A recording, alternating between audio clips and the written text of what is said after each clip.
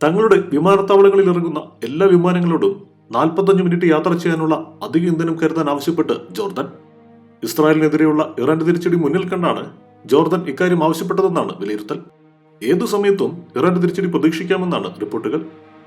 അതേസമയം ചില എയർലൈനുകൾ ഇതിനകം തന്നെ ഇറാനിയൻ ലെബനൻ വ്യോമാതിർത്തി ഒഴിവാക്കുകയും ഇസ്രായേൽ, ലെബനൻ എന്നിവിടങ്ങളിലേക്കുള്ള സർവീസുകൾ റദ്ദാക്കുകയും ചെയ്തിട്ടുണ്ട്.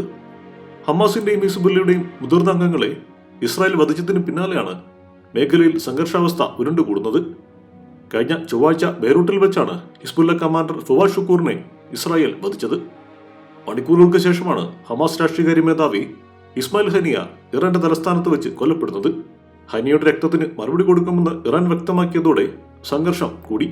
പൈലറ്റുമാർക്ക് നൽകുന്ന സുരക്ഷാ അറിയിപ്പിലാണ് ജോർദൻ അധികൃതർ കരുതലിന്ധനത്തിന്റെ കാര്യം വ്യക്തമാക്കിയത്.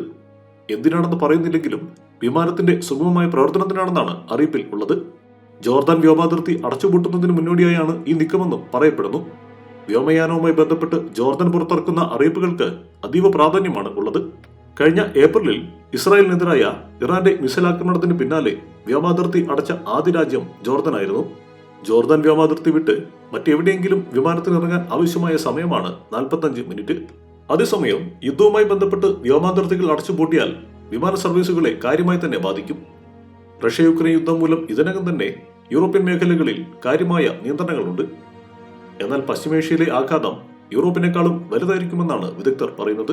ഇസ്രായേലിനെതിരെ ഇറാൻ നടത്തുന്ന ആക്രമണം ലോകത്ത് ഏറ്റവും കൂടുതൽ തിരക്കുള്ള വ്യോമപാതകളെ കാര്യമായി ബാധിക്കുമെന്ന് ഫ്ലൈറ്റ് ട്രാക്കർ വിലയിരുത്തുന്നു. അതേസമയം ഇസ്രായേലിനെ ആക്രമിക്കുമെന്ന ഭീഷണി മുഴക്കിയതിന് പിന്നാലെ സംഘർഷം കുറയ്ക്കുന്നതിനായി മധ്യസ്ഥ ശ്രമങ്ങൾ നടത്താൻ ശ്രമിച്ച അമേരിക്കയുടെയും അറബ് രാജ്യങ്ങളുടെയും നീക്കങ്ങൾ ഇറാൻ തള്ളി.